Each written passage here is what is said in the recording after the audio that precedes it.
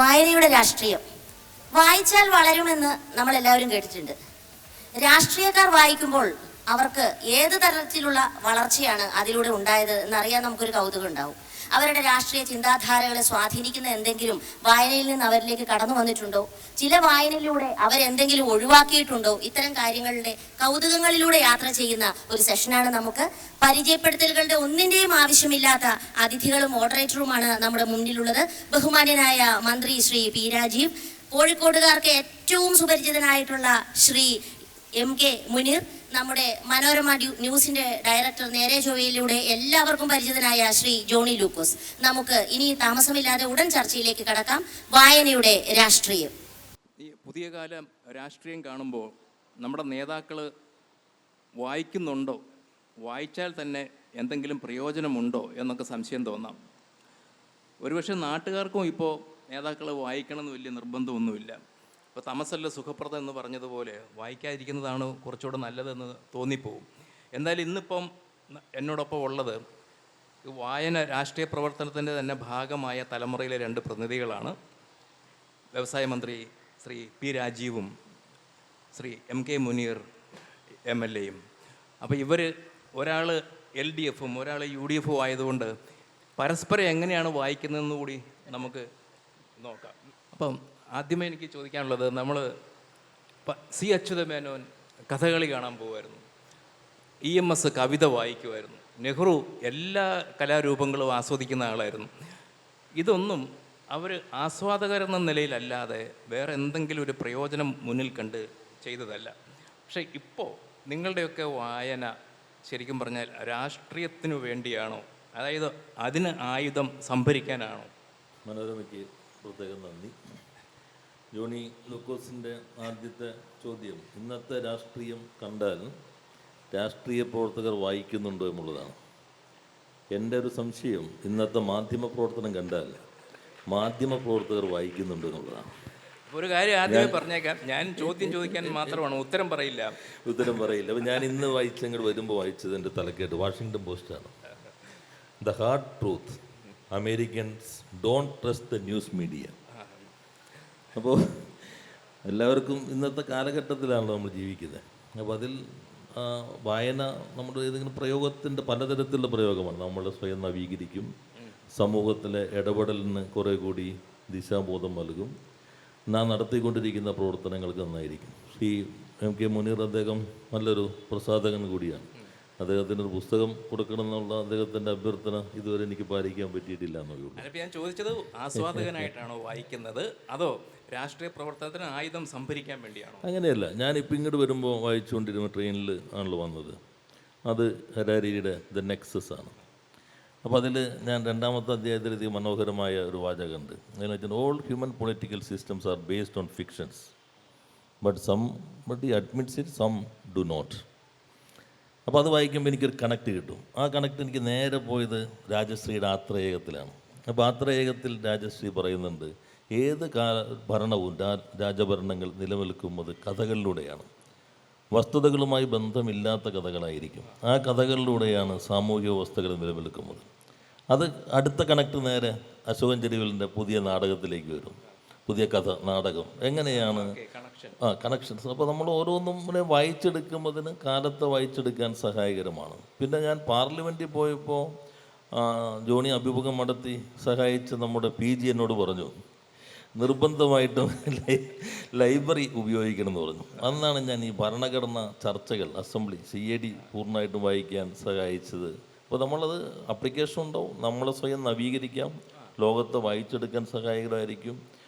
പിന്നെ വരുന്ന മാറ്റങ്ങൾ നമുക്ക് അതിവേഗത്തിൽ പുതുക്കിക്കൊണ്ടിരിക്കാം. അപ്പോൾ മനോഹർ സാഹിബ്, എനിക്ക് സംശയം എന്നാൽ ഇങ്ങനെ വായിക്കുന്നുണ്ടെങ്കിൽ ഇങ്ങനെയൊക്കെ പറയാമോ, ഇത്രയൊക്കെ പറയാമോ എന്നൊരു സംശയം തോന്നും ഈ പുതിയ കാലത്ത്. നമ്മുടെ ഭാഷയാണോ പറയുന്നത്? ഈ ഒന്ന് രാഷ്ട്രീയവും വായനയും എന്ന് പറയുമ്പം നമ്മൾ രാഷ്ട്രീയം എന്നതിനപ്പുറം രാഷ്ട്രത്തെക്കുറിച്ചുള്ള അവബോധം എന്നുള്ള അർത്ഥത്തിലാണ് അത് എടുക്കുന്നതെങ്കിൽ നമ്മുടെ വായന ശരിക്കും ഈ രാഷ്ട്രം, ആ രാഷ്ട്രത്തിൻ്റെ അന്തർധാരകൾ ഇതെല്ലാം പഠിക്കുക എന്നുള്ളത് ഏതൊരു രാഷ്ട്രീയ വിദ്യാർത്ഥിയും ചെയ്യേണ്ട ഒരു കാര്യമാണ്. അത് പ്രയോഗിക്കുന്നോ ഇല്ലയോ എന്നുള്ളത് മറ്റൊരു കാര്യം. ചിലപ്പോൾ നമ്മൾ ഇത്രയൊക്കെ വായിച്ചിട്ടും വായനക്കപ്പുറമുള്ളതായിരിക്കും നമ്മൾ പ്രയോഗിക്കുക. കാരണം ഈ വായനയിലൊന്നും നമ്മൾ കാണാത്തൊരു ഭാഷ ഇപ്പോൾ രാഷ്ട്രീയം നിരന്തരം ഉപയോഗിച്ചുകൊണ്ടിരിക്കുന്നുണ്ട്. ആ ഭാഷ നമ്മൾ എവിടുന്ന് കടമെടുത്തതാണെന്ന് ചോദിച്ചു കഴിഞ്ഞാൽ അത് വായനയിൽ നിന്നല്ല എന്നുള്ളത് 100% ഉറച്ചൊരു കാര്യമാണ്. അപ്പം നമ്മൾ രാഷ്ട്രീയത്തിന് വേണ്ടി ഒരു പുതിയ ഭാഷ സൃഷ്ടിച്ചിരിക്കുന്നു എന്നുള്ളതാണ് ഇന്നത്തെ ഏറ്റവും വലിയ പ്രതിസന്ധി എന്നാണ് അതായത് നമ്മൾ പറയില്ലേ, over is the new normal എന്ന് പറയും. എന്ന് പറഞ്ഞതുപോലെ ഇപ്പം എന്തെങ്കിലും പറഞ്ഞു കഴിഞ്ഞാൽ അവൻ്റെ തല പരിശോധിപ്പിക്കണം, അവൻ്റെ തലമണ്ടയ്ക്കിട്ട് ഒന്ന് കൊടുക്കണം, അവനെ വലിച്ചീറി ഒട്ടിക്കണം എന്നൊക്കെ പറഞ്ഞാലേ ആളുകൾ ശ്രദ്ധിക്കുകയുള്ളൂ. അതായത് വിയോജിപ്പാണെന്നുണ്ടെങ്കിലും വായന ഉണ്ടെങ്കിൽ അത് സംസ്കാരത്തോടു കൂടി തന്നെ പറയാൻ കഴിയും. അതാണ് ഞാൻ ചോദിക്കുന്നത്. അപ്പോൾ ഈ വായനയുടെ പ്രയോജനം എവിടെ പോകുന്നുണ്ട്? അല്ല, അത് ഞാൻ പറയുന്നത് ഈ പറയുന്ന എല്ലാവരും ഇപ്പം രാജീവ് അസംബ്ലിയിൽ അദ്ദേഹം ഉപയോഗിക്കുന്നൊരു ഭാഷയുണ്ട്.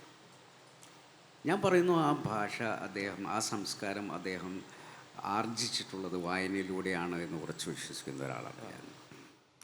അപ്പം ആ ആഴത്തിലുള്ള വായന സത്യത്തിൽ ഗുണകരമായ പ്രതിഫലനം രാഷ്ട്രീയത്തിൽ ഉണ്ടാക്കുമെന്ന് വിശ്വസിക്കുന്ന ആളാണ് ഞാൻ. എനിക്കൊരു സംശയം, അതിനപ്പുറം നമ്മളൊരു പുതിയ ഭാഷ സൃഷ്ടിക്കുകയും മറ്റുള്ളവനെ ശരിക്കും ഏത് രീതിയിലാണ് നമുക്ക് അപമാനിക്കാൻ സാധിക്കുക എന്ന് നോക്കുമ്പോൾ നമ്മൾ ഏറ്റവും നിജമായ വാക്കുകൾ തേടിപ്പോകും. അത് ചിലപ്പം നിഘണ്ടുവിൽ തന്നെ നിങ്ങൾ നോക്കിയാൽ ചിലപ്പോൾ കണ്ടുവരും. അതെ. അപ്പോൾ ഈ ഭാഷയുടെ കാര്യം നമുക്ക് കൂടുതൽ സംസാരിക്കേണ്ടി വരും. പക്ഷേ അതിനു മുമ്പ് ഞാനൊരു കാര്യം ചോദിക്കട്ടെ. ഈ പുതിയ കാലത്ത് ഒരു ജനപ്രതിനിധിയെ ആളുകൾക്ക് വേണ്ടത് അവരുടെ വ്യക്തിപരമായ ആവശ്യങ്ങൾക്ക് വേണ്ടിയാണ്. വ്യക്തിപരമായ ആവശ്യം എന്ന് പറഞ്ഞാൽ ചിലപ്പം അവരുടെ വിവാഹ ചടങ്ങിൽ ഒരു സാന്നിധ്യം, ശവസംസ്കാരത്തിൽ പങ്കെടുക്കുന്നു, പിന്നെ കുറച്ച് ശുപാർശയ്ക്കും വേണം. അപ്പോൾ അവിടെ എന്തെങ്കിലും ആവശ്യത്തിന് ചെല്ലുമ്പോൾ മന്ത്രി വായിച്ചുകൊണ്ടിരിക്കുകയാണ്, അല്ലെങ്കിൽ MLA വായിച്ചുകൊണ്ടിരിക്കുകയാണ്, നാളെ നിയമസഭയിൽ പ്രസംഗിക്കാൻ വേണ്ടി തയ്യാറെടുത്തുകൊണ്ടിരിക്കുകയാണെന്ന് പറഞ്ഞു കഴിഞ്ഞാൽ, അങ്ങനെയാണെങ്കിൽ ഞങ്ങൾക്ക് വായിക്കാത്ത MLA മതി എന്ന് പറയും ജനം. അതാണ് ഇപ്പോഴത്തെ അവസ്ഥ.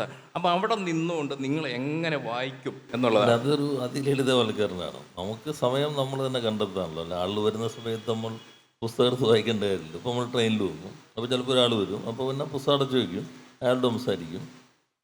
അതിലൊരു പ്രശ്നം ഇവിടെ ജോണി പറഞ്ഞല്ലോ, എന്തുകൊണ്ട് ഇങ്ങനെയുള്ളത് വരുന്നു വാചകങ്ങൾ. അതിൽ ഞാൻ പറയുന്നു, ഇന്നത്തെ കാലത്തിൻ്റെ സൗകര്യം നിങ്ങൾ ഒന്നിനെ ഈ കമ്പാർട്ട്മെൻറ്റായിട്ട് കാണരുത്. ഞാൻ കഴിഞ്ഞ ഒരാഴ്ച പല സംരംഭക മീറ്റിങ്ങിൽ പങ്കെടുത്തു. അവരോട് ഞാൻ ചോദിച്ചു, ഈ നിയമസഭയിൽ പ്രധാനമായും ചർച്ച ചെയ്ത് നിങ്ങളെ സംബന്ധിച്ച് എന്താണുള്ളത്? ആരും കൈവക്കിയില്ല. കാരണം നിങ്ങളാരും മാധ്യമങ്ങളൊന്നും റിപ്പോർട്ട് ചെയ്തില്ല. കാരണം 2 നിയമങ്ങൾ സംരംഭകർക്ക് വേണ്ടി മാത്രം പാസ്സാക്കി. അത് അവർ പോലും അറിയുന്നില്ല. അറിയാനുള്ള അവകാശം നിഷേധിക്കപ്പെടുന്നു. ഇപ്പം എന്താണെന്ന് വെച്ചാൽ MLA മാർ സംസാരിക്കുമ്പോൾ തന്നെ പഴയതുപോലെ ഒടുക്കൽ സംസാരിക്കുന്നില്ല. അത് ഭാഷയുടെ ഒരു ഒടുക്കം ഇല്ലാത്തതുകൊണ്ടല്ല, കട്ട് ചെയ്യാൻ സമയം വേണ്ടേ, റീലിന് വേണ്ടിയുള്ളൊരു ഗ്യാപ്പ് ഇട്ടിട്ട് സംസാരിക്കുക. അപ്പോൾ അല്ലാതെ നമ്മൾ തുടർച്ചയായി ഞങ്ങൾക്ക് ഒഴുക്കി സംസാരിക്കുകയാണെങ്കിൽ എവിടെ കട്ട് ചെയ്യുന്ന ആളുകൾ ചോദിക്കും. അപ്പോൾ നിങ്ങളേതാ കൊടുക്കുക? നിങ്ങൾ കൊടുക്കുന്നതിനനുസരിച്ചായിരിക്കും ഇവർ പറയും, ഞങ്ങൾ ഇന്നൊരു പഞ്ച് പറയുന്നുണ്ടെന്ന് പറയും. ഈ പഞ്ച് ഡിക്ഷണറിയിൽ ഇല്ലാതായിരിക്കും. അതായിരിക്കും ന്യൂസ് അവർ ചർച്ചയ്ക്ക് വരിക. അല്ല, അതിപ്പോൾ നിങ്ങൾ സംസാരിക്കുന്നത് ഇപ്പോൾ മാധ്യമങ്ങളുടെ പുതിയ പ്രവണതകൾ നിങ്ങളെ എങ്ങനെ സ്വാധീനിക്കുന്നു എന്നാണ് പറഞ്ഞത്. പക്ഷേ ഞാൻ പറഞ്ഞത് കാര്യവും വളരെ പ്രസക്തമായ ഒന്നല്ലേ. ഇപ്പോൾ കുട്ടി അഹമ്മദ് കുട്ടി പറഞ്ഞ്, മുസ്ലിം ലീഗിൻ്റെ MLA ആയിരുന്നു കുട്ടി അഹമ്മദ് കുട്ടി പറഞ്ഞു, ഞാൻ വായിച്ചതുകൊണ്ട് MLA അല്ലാതായി എന്ന് പറഞ്ഞതായിട്ട് കേട്ടിട്ടുണ്ട്. കാരണം ഇപ്പോഴത്തെ ആളുകളുടെ ഒരു മനോഭാവമാണ് അത് സൂചിപ്പിക്കുന്നത്. മുനീർ സാഹിബിന് ഒരുപക്ഷെ അറിയാവുന്ന കാര്യമായിരിക്കും അത്. അദ്ദേഹം വായിച്ചുകൊണ്ടാണ് ഇത്രയും കാലം MLA ആയതും അല്ലേ? അദ്ദേഹം അതിനപ്പുറം ഒരു വലിയ സൗഹൃദമുണ്ടാക്കിയതും വലിയൊരു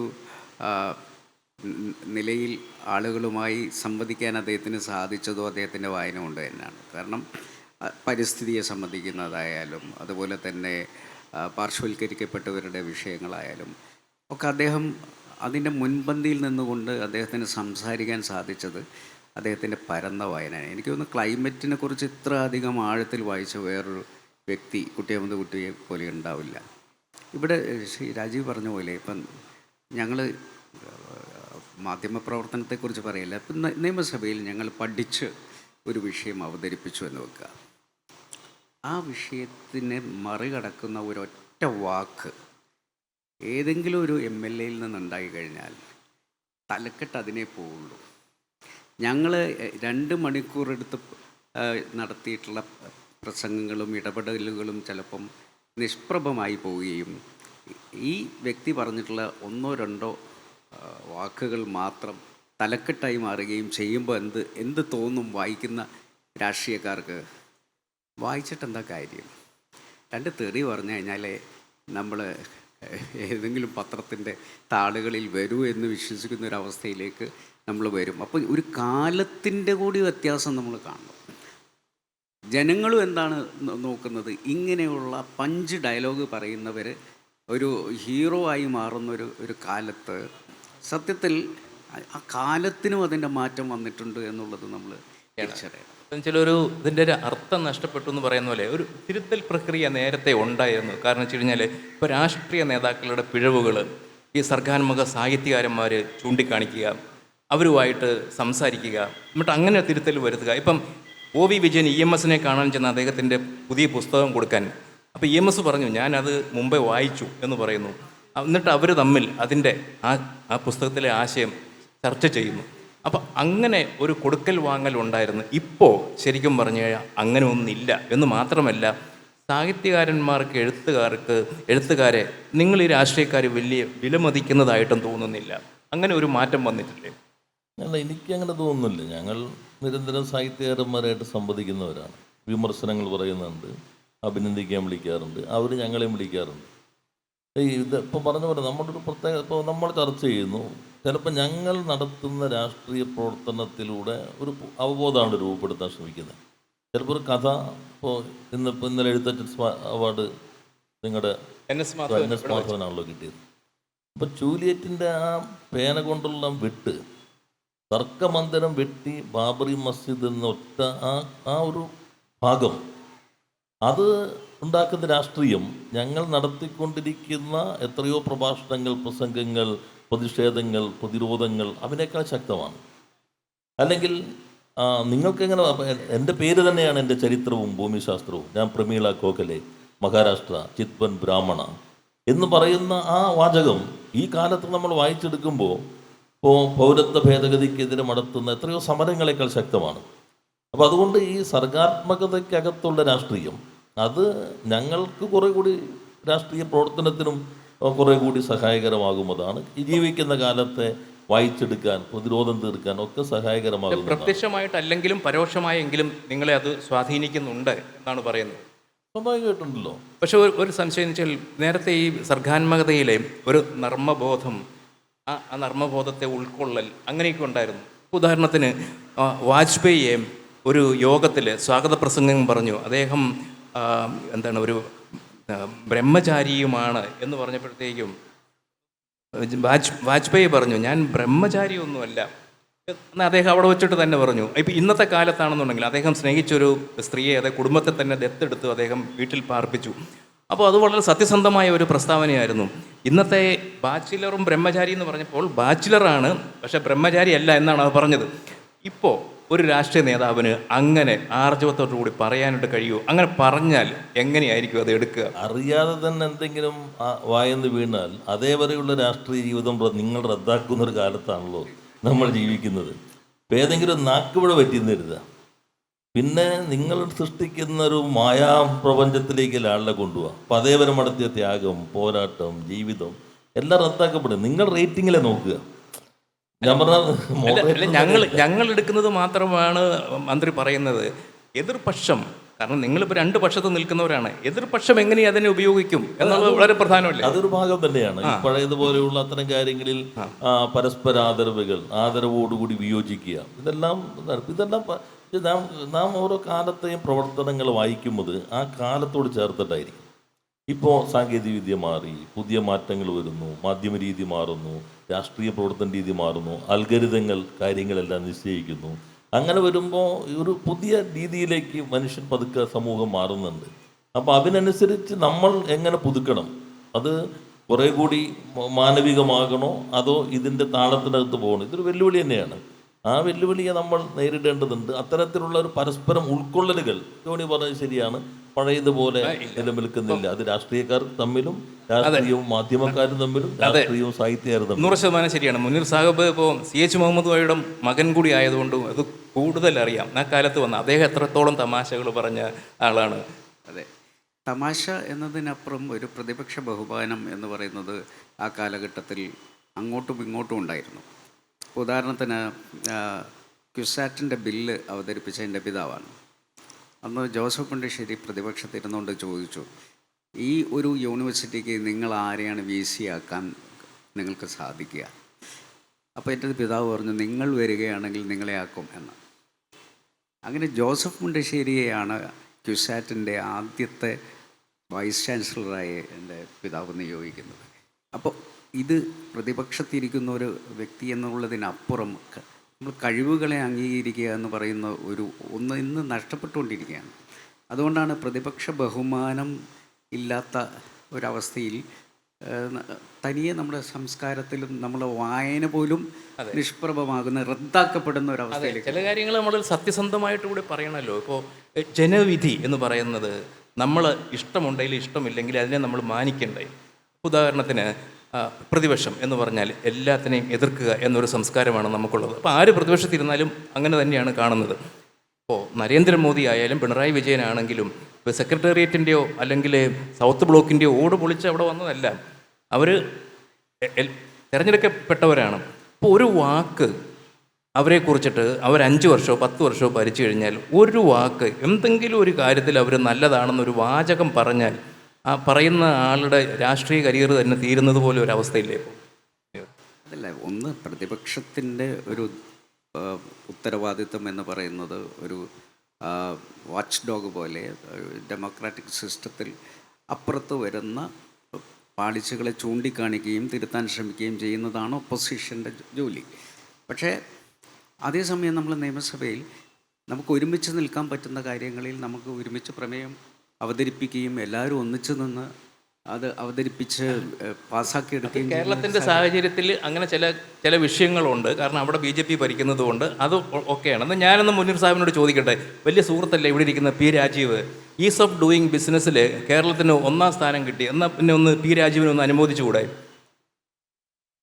അത് ഞാൻ പറയുന്നത് അതല്ല, അത് അംഗീകരിക്കുന്ന കാര്യങ്ങളെ അംഗീകരിക്കുന്നതിന് ഒരു മടിയും നമുക്ക് കാണിക്കേണ്ട ആവശ്യമില്ല.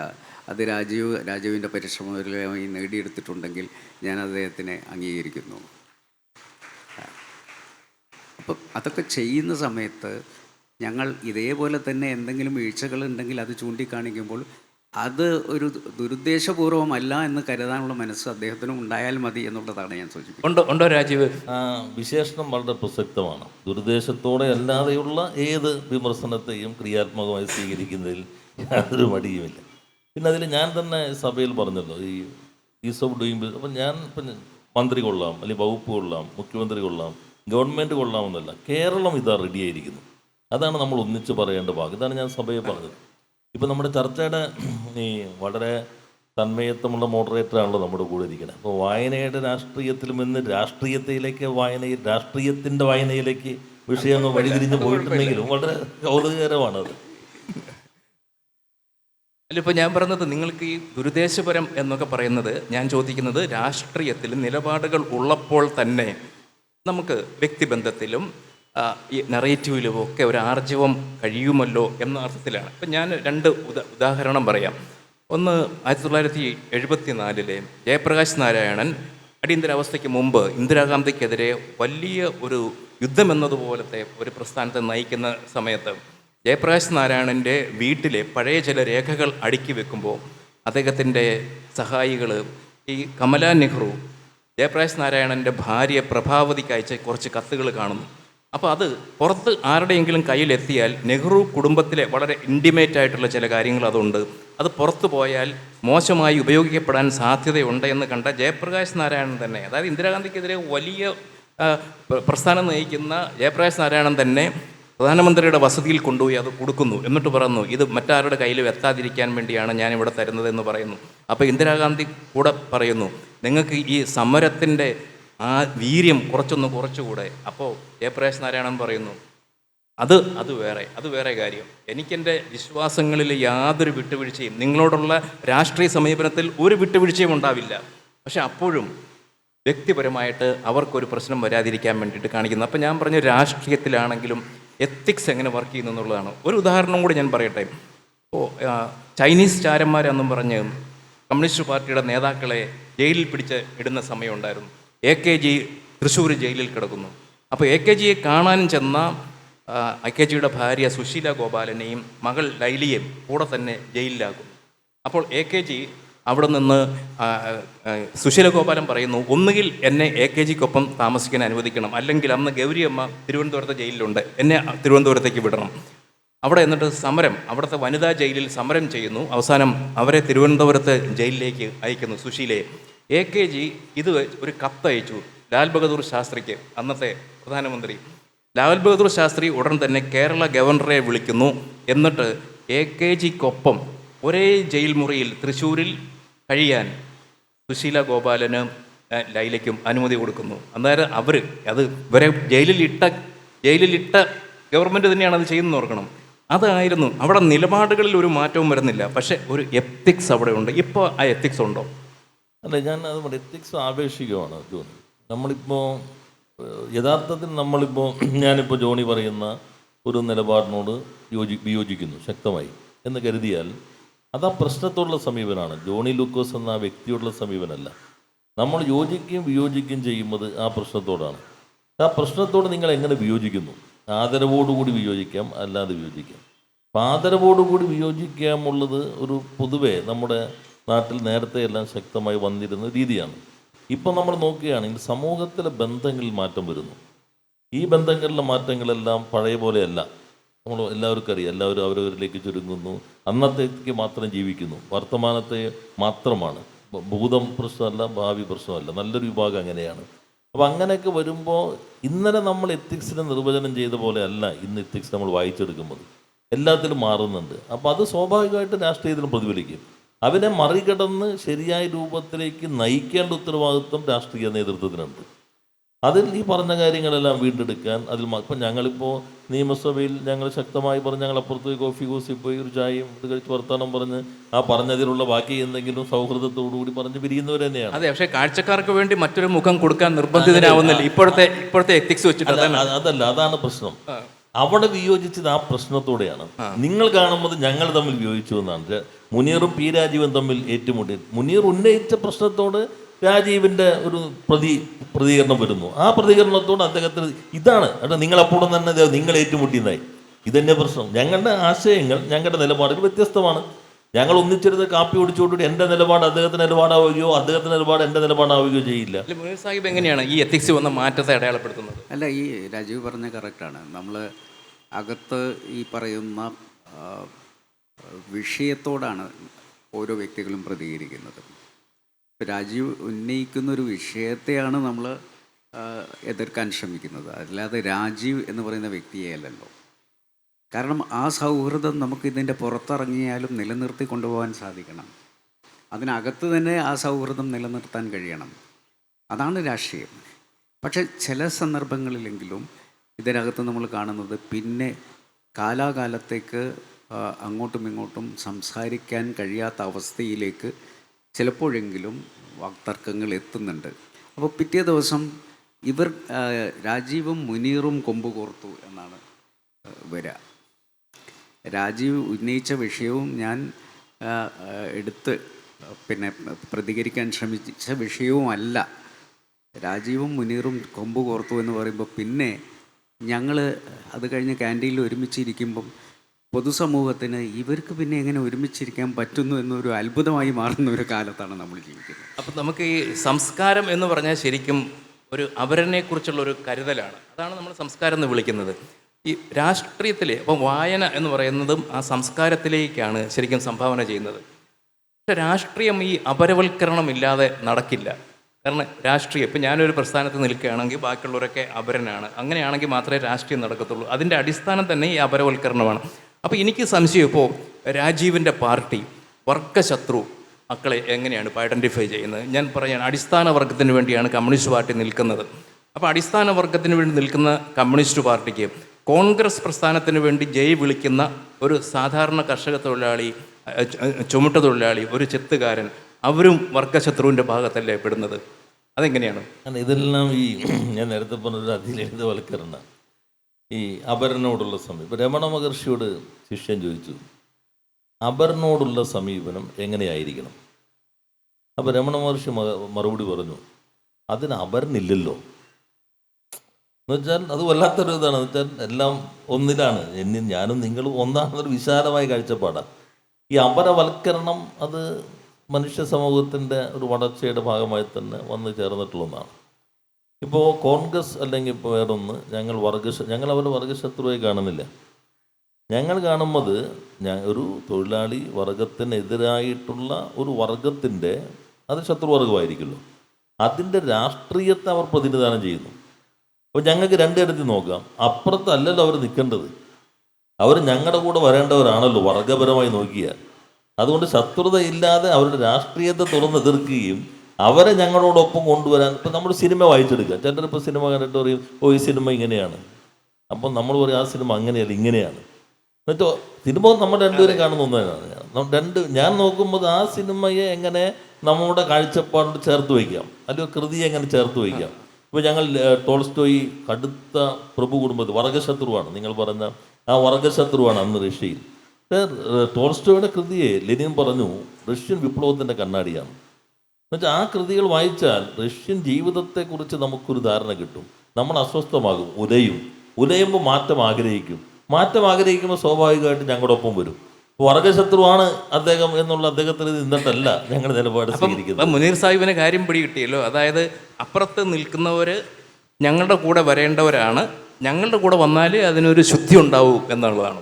അതല്ല, ഐഡിയോളജി എന്ന് പറയുന്നത് ശരിക്കും ഓരോ പ്രസ്ഥാനവും അവരുടെ ഐഡിയോളജിക്ക് വേണ്ടി നിൽക്കുകയാണല്ലോ. അതിന് യാതൊരു വിട്ടുവീഴ്ചയില്ലാതെ ഐഡിയോളജിക്ക് വേണ്ടി നിൽക്കും.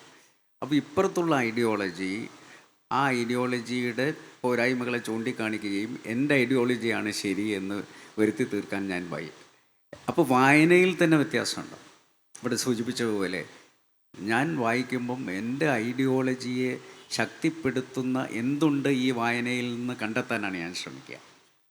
അതേപോലെ തന്നെ രാജീവിൻ്റെ ഐഡിയോളജി എങ്ങനെ, അത് ഏത് പുസ്തകം വായിക്കുമ്പോഴും, ഇപ്പം EMS നമ്പൂതിരിപ്പാട് മിക്ക പുസ്തകങ്ങളും അദ്ദേഹം വായിക്കുമ്പോഴും അദ്ദേഹത്തിൻ്റെ ഐഡിയോളജിക്ക് അനുസൃതമായി അതിനെ വ്യാഖ്യാനിക്കാൻ ശ്രമിച്ചിട്ടുണ്ട്. അപ്പോൾ ആ പ്രത്യയശാസ്ത്രത്തെ വ്യാഖ്യാനിക്കാൻ വേണ്ടിയുള്ള ശ്രമങ്ങളുണ്ടാകും. അത് സ്വാഭാവികമാണ്.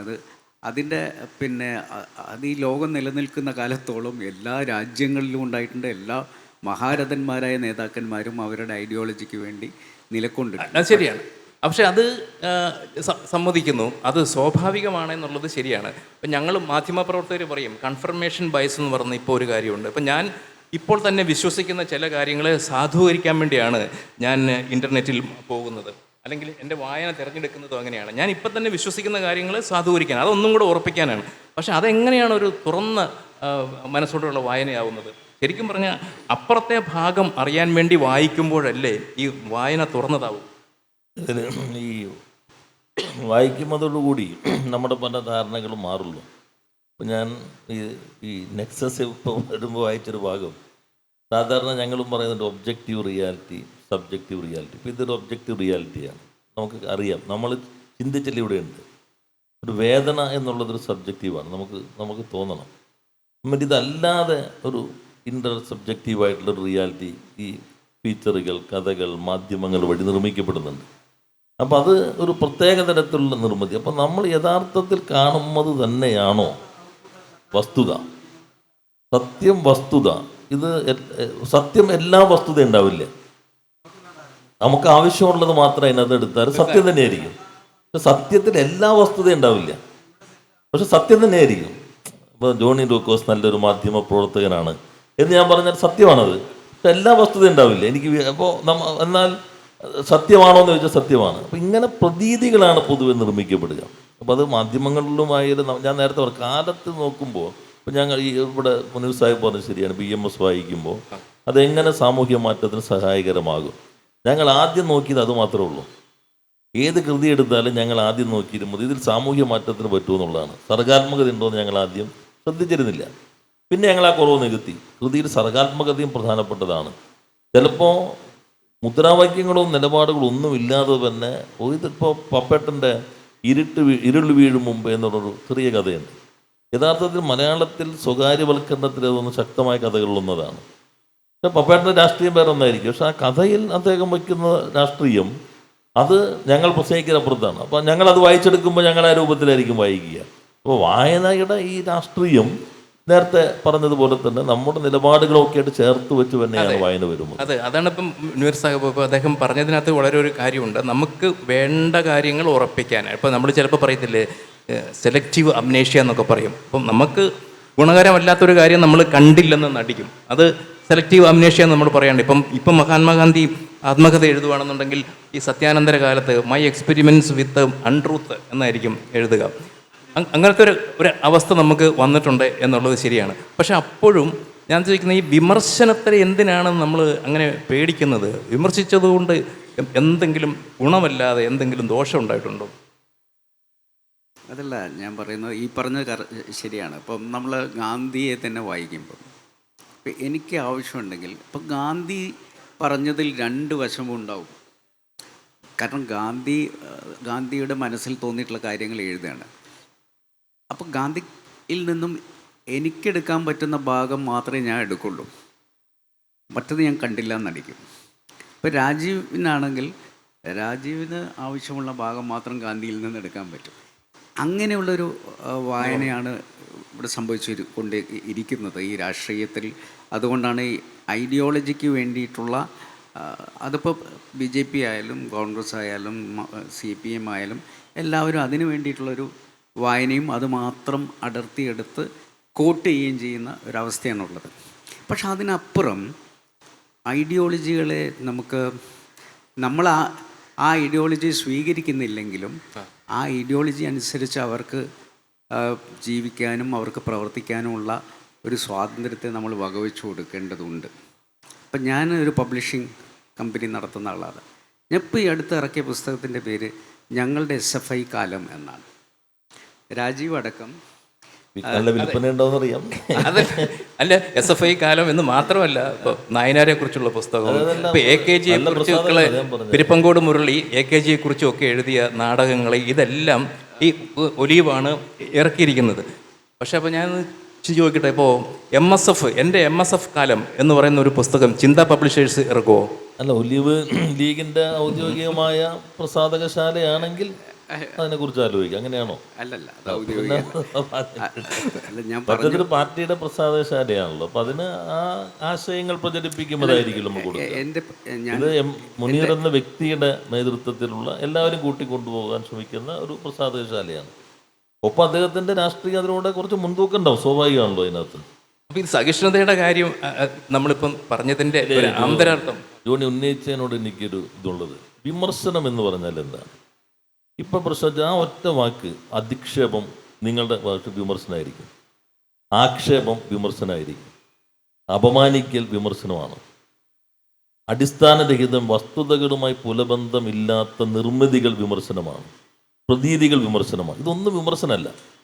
വിമർശനം യഥാർത്ഥത്തിൽ രണ്ട് തരത്തിൽ നമുക്ക് കാണാം. ഒന്ന് ക്രിയാത്മകമായ വിമർശനം, രണ്ട് നിഷേധാത്മക വിമർശനം.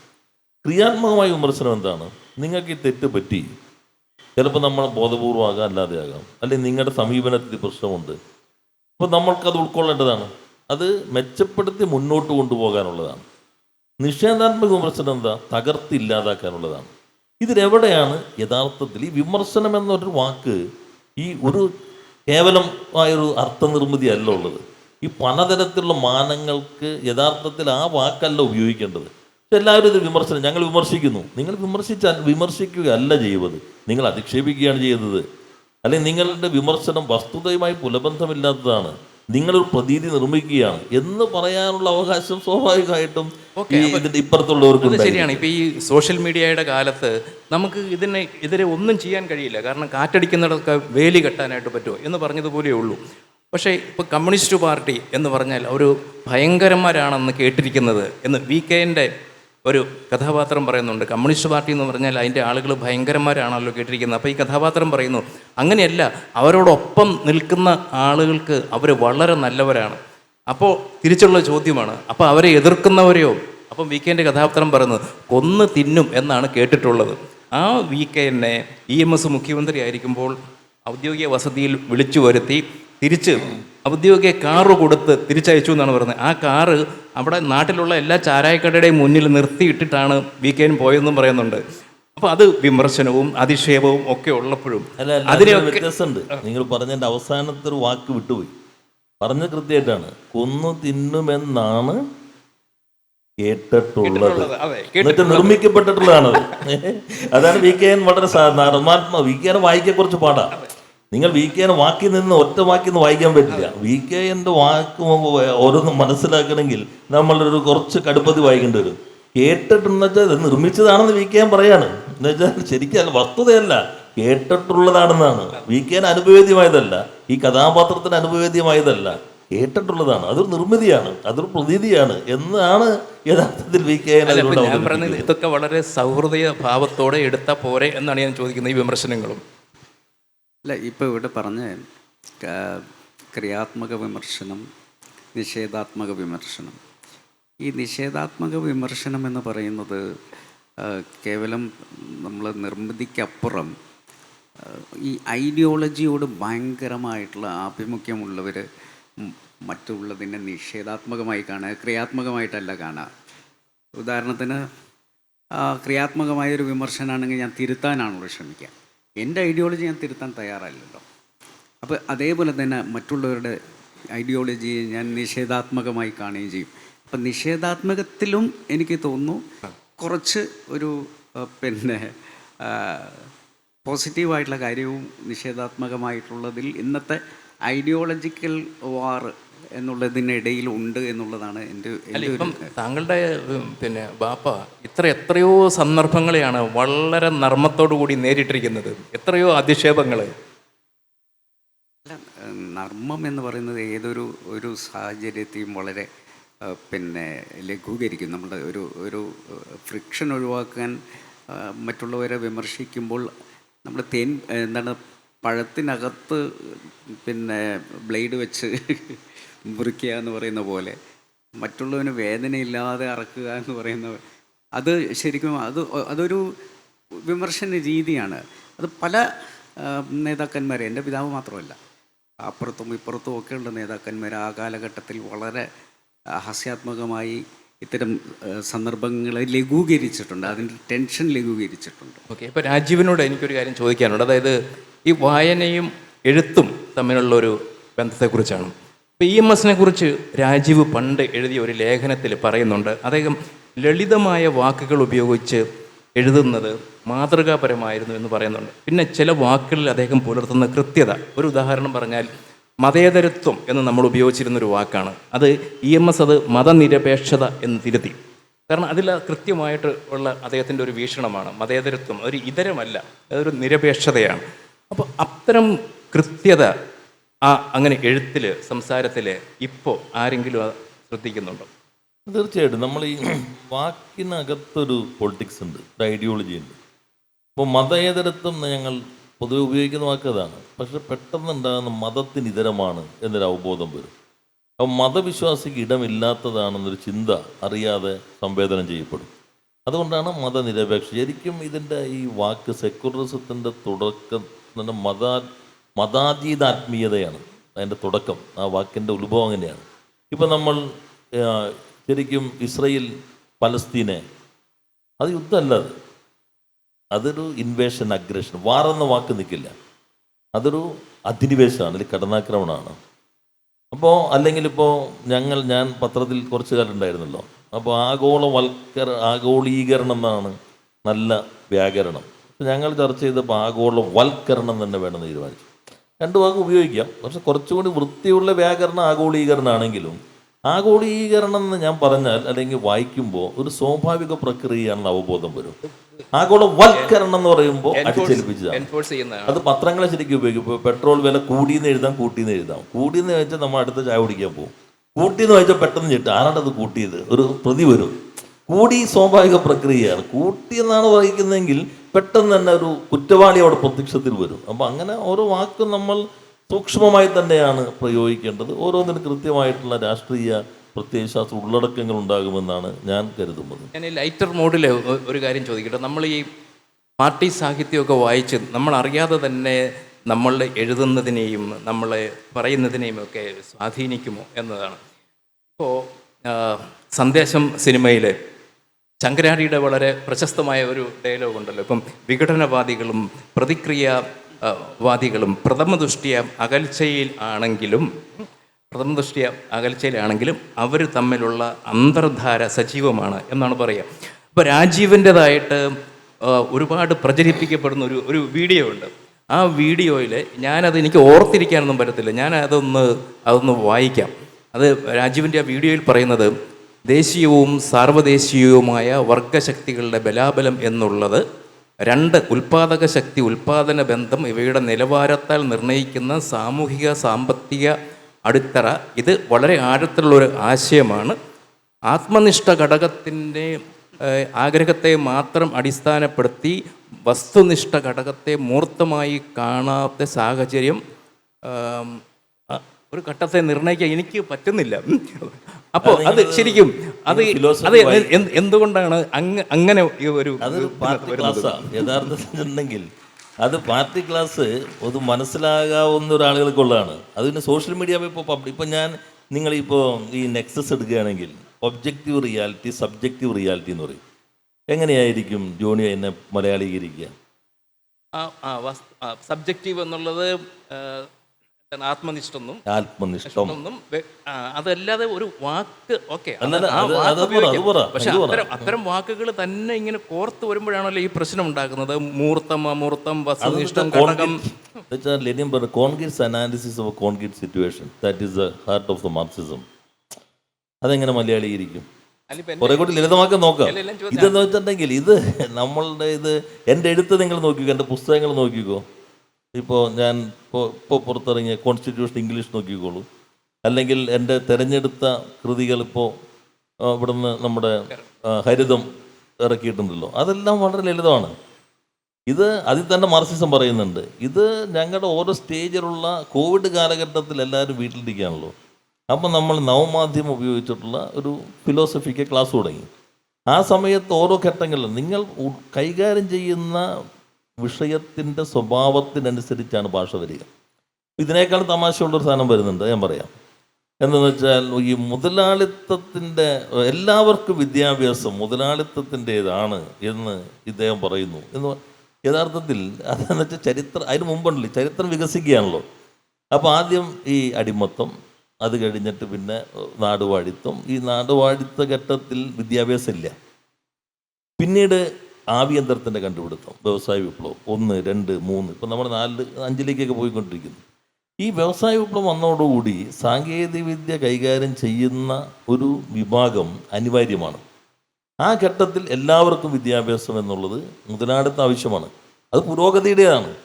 അങ്ങനെയാണ് മാനിഫെസ്റ്റോ വായിക്കുമ്പോൾ മാർക്സ് എഴുതിയിട്ടുണ്ട്, നാളിതുവരെയുള്ളതിൽ ഏറ്റവും വിപ്ലവകരമായ ദൗത്യമാണ് ബൂർഷ്വാസി നിർവഹിച്ചെന്ന് എഴുതിയിട്ടുണ്ട്. ഇത് നിങ്ങൾ അടർത്തെടുത്ത് ഇപ്പോൾ സൗകര്യം വെച്ചിട്ട് എഡിറ്റ് ചെയ്തിട്ട് ഞാനിങ്ങനെ പറയുമ്പോൾ ആത്മനിഷ്ഠം എന്ന് സ്ലോയിലാക്കാം. അപ്പോൾ ഒന്നുകൂടി നമുക്കൊരു അരോചകത്വം തോന്നും. പിന്നെ കുറച്ച് വേഗത്തിലാക്കാം. ഈ ചില വാക്ക് മാത്രം അടർത്തിയെടുക്കാം. നമ്മളിപ്പോൾ ഇതാണ് നിർമ്മിതി. അല്ല, ഞാനത് ചോദിക്കാനുള്ള കോണ്ടെക്സ്റ്റ് ലളിതമായിട്ട് എഴുതണമെന്നുള്ള EMSന്റെ മാതൃകയെക്കുറിച്ചിട്ട് പറഞ്ഞ രാജീവിനെ തന്നെ അറിയാതെ ചിലപ്പോൾ ഇങ്ങനെ ഈ പാർട്ടി സാഹിത്യം അല്ലെങ്കിൽ പഴയ ക്ലാസ്സുകൾ സ്വാധീനിക്കുന്നുണ്ടോ, അങ്ങനെയാണത് വരുന്നത് എന്ന് അറിയാൻ വേണ്ടിയിട്ട് ലൈറ്ററായിട്ട് ചോദിച്ചതാണ്. ഞാനിപ്പോൾ ക്യാപിറ്റൽ ഇപ്പോൾ നമ്മൾ 2 റീഡർ വന്നിട്ടുണ്ട്. ഒന്ന് ഗ്രൂണ്ടറിസിൻ്റെ റീഡറും ക്യാപിറ്റലിൽ പുതിയ ഇംഗ്ലീഷ് പരിഭാഷയും വന്നിട്ടുണ്ട്. അത് നോക്കിക്കഴിഞ്ഞാൽ നമുക്ക് ഈ കുറച്ച് ടെർമിനോളജി ഉണ്ടല്ലോ, ഈ ഭാഷാ പദശാസ്ത്രം, അത് നമുക്ക് ചിലപ്പോൾ എത്ര മലയാളി ഇപ്പോൾ ഞാൻ പറഞ്ഞല്ലോ ഈ സബ്ജക്റ്റീവ് റിയാലിറ്റി, ഒബ്ജക്റ്റീവ് റിയാലിറ്റി, അത് മാർക്സിൻ്റെ മാത്രമല്ല ഈ നെക്സസിൽ ഹരാരിയും പറയുന്നത് തന്നെയാണ്. അതിന് ആത്മനിഷ്ഠ സാഹചര്യം, വസ്തുനിഷ്ഠ സാഹചര്യം, ഇത് രണ്ടാണ്. അത് വളരെ ലളിതമായി ഇങ്ങനെ വിസ്തീരിക്കുന്നുണ്ട്. ഈ പറഞ്ഞല്ലോ, ഞാൻ ഇപ്പോൾ പറഞ്ഞല്ലോ ഇത് ഒരു വസ്തുനിഷ്ഠമാണ് എന്ന് പറഞ്ഞാൽ ഇത് ആത്മനിഷ്ഠ ഒരു വേദന നിങ്ങൾക്ക് ഇതാണ്. ഇത്രയും വിസ്തീർണം കൂടി ജോണി അതിന് ശേഷം കേട്ടിരുന്നെങ്കിൽ കുറെ കൂടി വ്യക്തത. അപ്പം മുനീർ സാഹിബിന് ഒരുപാട് പരിശ്രമിച്ചാലെങ്കിലും ഇങ്ങനെ പറയാൻ പറ്റുമോ? അത് നമുക്ക് ഈ പറഞ്ഞ പോലെ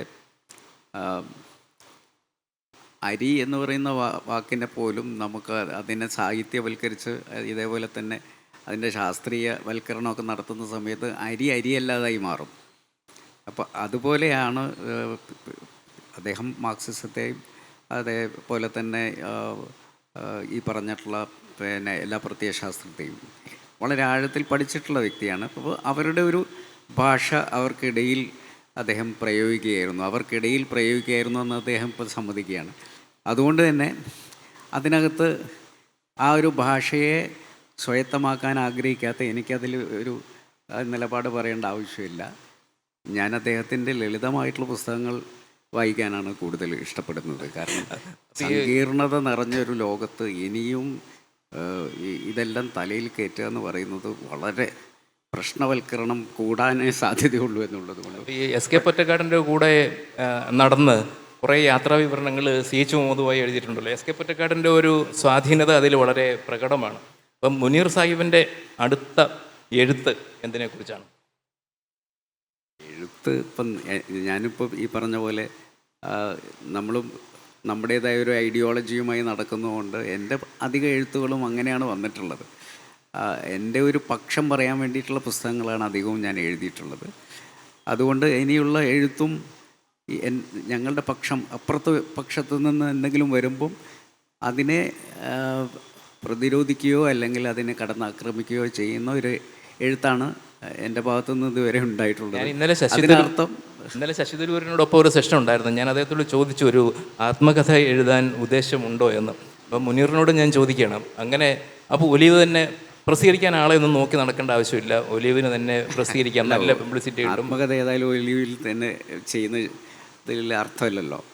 പക്ഷേ ഞാൻ പറയുന്നത് എന്താണ് ആത്മകഥ എന്ന് പറയുമ്പം ഈ പറഞ്ഞ പോലെ ചിലപ്പോൾ അപ്പുറത്തുള്ളവരെ ആയിരിക്കില്ല പറയുക. എന്നെയും ചിലപ്പം ഞാൻ ഉൾക്കൊള്ളുന്ന പ്രസ്ഥാനങ്ങളെയും ഒക്കെ അതിനകത്ത് ചിലപ്പോൾ വിമർശന വിധേയമാക്കേണ്ടി വരും. അപ്പോൾ ആത്മകഥ എഴുതാനുള്ള സമയമായിട്ടില്ല എന്നാണ് ഞാൻ വിശ്വസിക്കുന്നത്. പി കെ കുഞ്ഞാലിക്കുട്ടിയെ കുറിച്ച് എന്ത് എഴുതും എന്ന് പേടിച്ച് ആത്മകഥ എഴുതുന്നില്ല എന്ന് വെച്ചു. അങ്ങനെയൊന്നുമില്ല. അതിലൊന്നും അതൊക്കെ ഞങ്ങൾക്കിടയിലുള്ള വിഷയങ്ങളാണ്. അത് ഇവിടെ തുറന്നൊരു ചർച്ചയ്ക്ക് ഇതുവരെ ഞാൻ പറഞ്ഞിട്ടില്ല, ഒരിക്കലും പറയില്ല. രാജീവിൻ്റെ അടുത്ത ഉദ്യമം എന്താണ്? ഞാനിപ്പോൾ ഈ ഇന്ത്യ ദാറ്റ് ഈസ് ഭാരത് ഒരു കോൺസ്റ്റിറ്റ്യൂഷൻ ഡിബേറ്റിൻ്റെ ഹിസ്റ്ററി ഇംഗ്ലീഷിൽ വന്നപ്പോൾ 3 പതിപ്പായി. ഒന്ന് കുറേ വലിയ പുസ്തകം വേണമെന്ന് ഇപ്പോൾ അവർ പറയുന്നുണ്ട്, സമയം കിട്ടുമെന്നറിയില്ല. പിന്നെ മീരയുടെ 2-3 ഞങ്ങൾ തമ്മിലുള്ള സംഭാഷണങ്ങൾ സാഹിത്യോത്സവങ്ങൾ വന്നല്ലോ, അതിനടിസ്ഥാനപ്പെടുത്തിയിട്ടൊരു കൃതി മനസ്സിലുണ്ട്. അതൊന്ന് വികസിപ്പിച്ചെടുക്കണം. പിന്നെ ഇപ്പോഴത്തെ ഓട്ടത്തിനിടയിൽ സംഭാഷണമൊക്കെ നിങ്ങളെ നിശിതമായിട്ട് എതിർക്കുന്ന ആളുകളും ആയിട്ടാക്കിക്കൂടെ? അതിപ്പോൾ നിങ്ങളല്ലേ തീരുമാനിക്കുന്നത്. വന്നിരിക്കുകയല്ലേ ഞങ്ങളിപ്പോൾ. മുനീർ അതിനൊരു മുൻകൈ എടുത്തിട്ട് വളരെ വിമർശനാത്മകമായിട്ട് കാണുന്ന ആളുകളുമായിട്ടുള്ള ഒരു സംവാദം പുസ്തകമായിട്ട് പ്രസിദ്ധീകരിക്കാൻ അങ്ങനെ ഒരു അല്ലാത്ത സംഭാഷണങ്ങൾ ഞാൻ പിന്നെ ഒരു പുസ്തകമാക്കിയിട്ടുണ്ട്. എൻ്റെ ഇപ്പോൾ MT ആയിട്ടും ONV ഒക്കെ ആയിട്ടുള്ള ഒരു സംഭാഷണം എന്നാണ് പുസ്തകത്തിൻ്റെ പേര്. അവരൊക്കെ ആയിട്ടുള്ള ഒരു സർഗാത്മക പിന്നെ സംഭാഷണങ്ങളാണ് അതൊക്കെ. അല്ലെങ്കിലും പിന്നെ രാജുവായിട്ട് നമുക്ക് എന്തുകൊണ്ടാണ് ഞങ്ങളുടെ ഐഡിയോളജിയും അവരുടെ ഐഡിയോളജിയും പിന്നെ ഈ ലോകത്ത് നടക്കുന്ന കാര്യങ്ങളും ഒക്കെ ചർച്ച ചെയ്യുന്നതിൽ എന്താ പ്രശ്നം? അപ്പം എന്തായാലും നമുക്ക് ഇവിടെ ഈ ചർച്ച അവസാനിപ്പിക്കുക. അപ്പം അനുവദിക്കുന്നുണ്ടെങ്കിൽ നമുക്ക് ഓഡിയൻസിൻ്റെ ഭാഗത്തുനിന്ന് ഒരു ചോദ്യം എടുക്കാമെന്ന് തോന്നുന്നു. ചോദിക്കുന്നത് സഖാവ് രാജീവിനോടാണ്. ഈ ചർച്ച എന്ന് പറയുന്നത് വായനയുടെ രാഷ്ട്രീയമാണെന്ന് 2 സഖാക്കൾ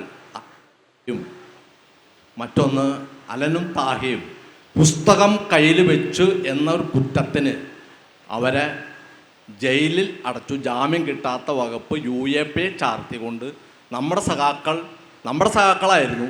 അവർ മാവോയിസ്റ്റ് ബന്ധമുണ്ട് എന്ന് പറഞ്ഞുകൊണ്ട് ഒറ്റ കാരണത്തെ കൊണ്ട് ജയിലിൽ അടച്ചു.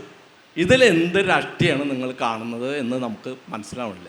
പിന്നെ വേറെ രാഷ്ട്രീയങ്ങളൊക്കെ ഉണ്ട്. ഇവിടെ ഒരു ചോദ്യമാണല്ലോ ചോദിക്കാൻ പാടുള്ളൂ. EMS വിജയനായിട്ടുള്ള സംവാദം, അത് OV വിജയൻ എങ്ങനെയാണ് EMS കണ്ടിരുന്നതും പാർട്ടി കണ്ടിട്ടുള്ളതും ഒക്കെ നമുക്ക് ഈ ജനങ്ങൾക്കറിയാം. പിന്നീട് അത് പാർട്ടി തിരുത്തണമല്ലോ, അതാണല്ലോ മാർക്സിസം.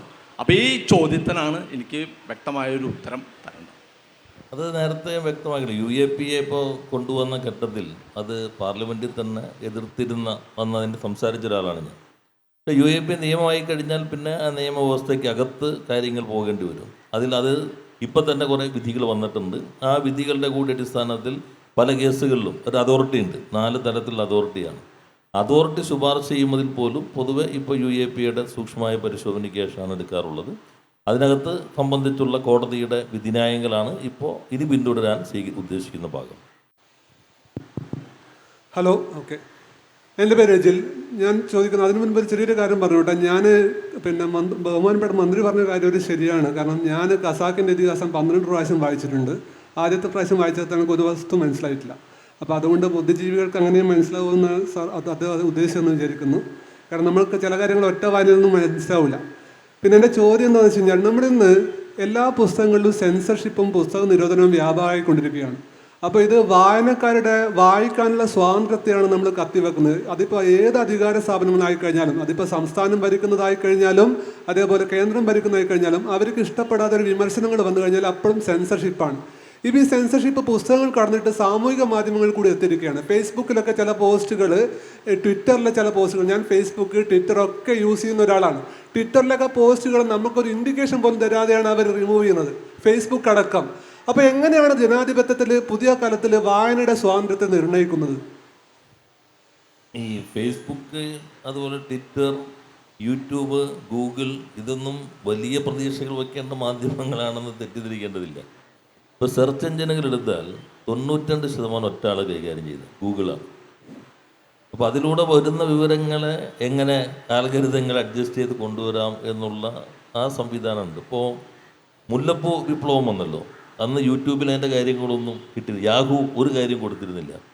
അപ്പോൾ അതെല്ലാം ഒരു സ്വതന്ത്ര സംവിധാനങ്ങളാണ്. നമ്മൾ ഭരണ സംവിധാനത്തിൻ്റെ പ്രത്യേകിച്ചും എല്ലാത്തിനും നിയന്ത്രിക്കുന്ന മോണോപ്പൊളി ആ സംവിധാനത്തിൻ്റെ ഭാഗമാണ്.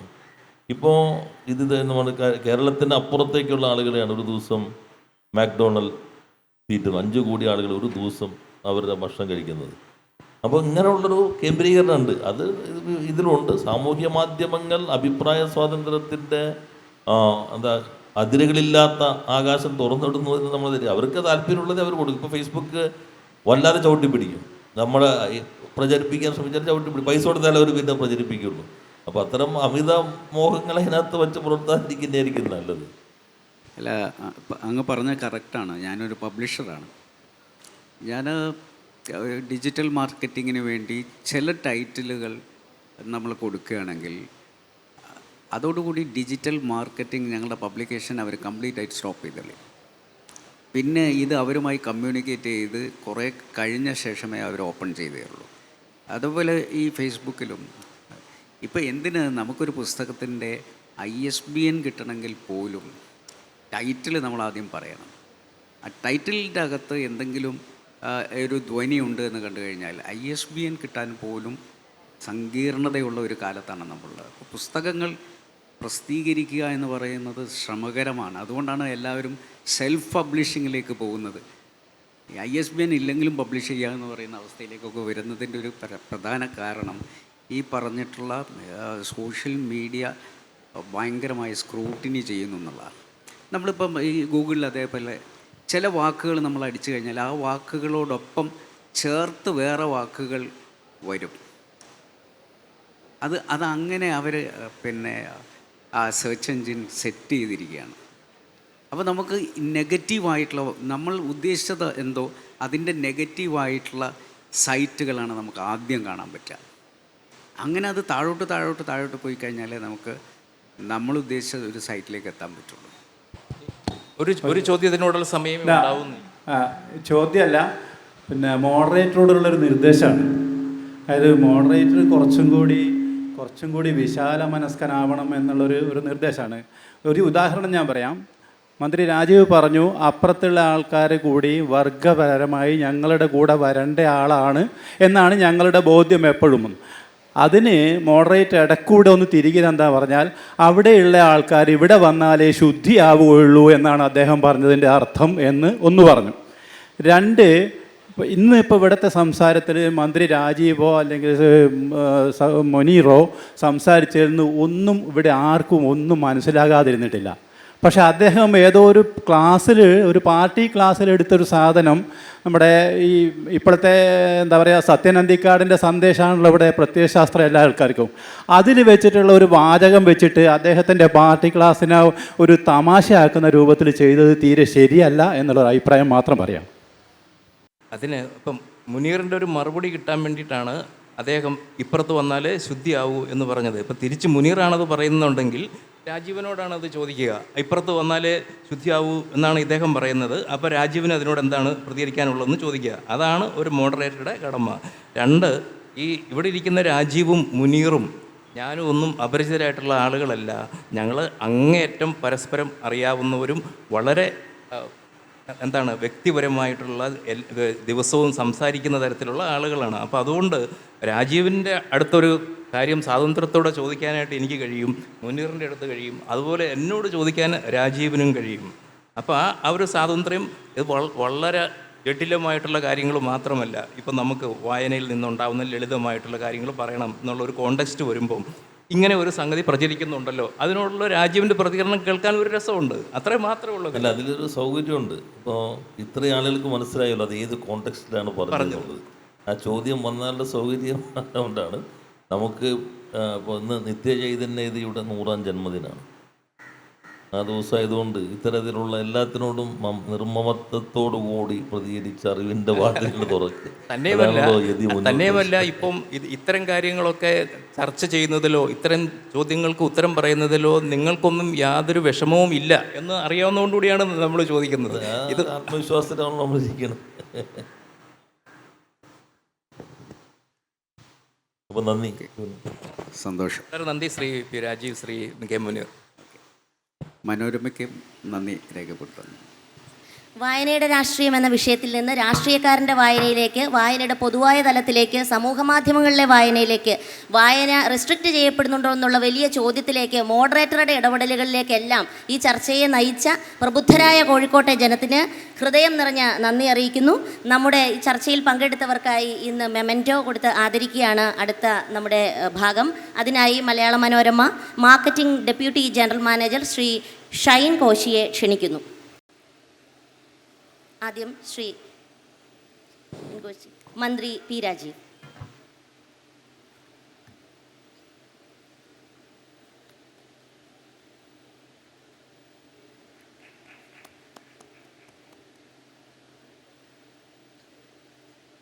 Shri M K Muneer.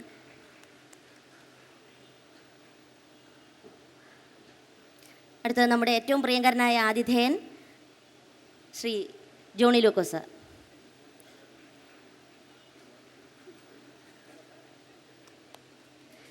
എല്ലാവർക്കും നന്ദി. അടുത്ത ചർച്ച ജാതി സെൻസസിനെ കുറിച്ചുള്ള ചർച്ചയാണ്.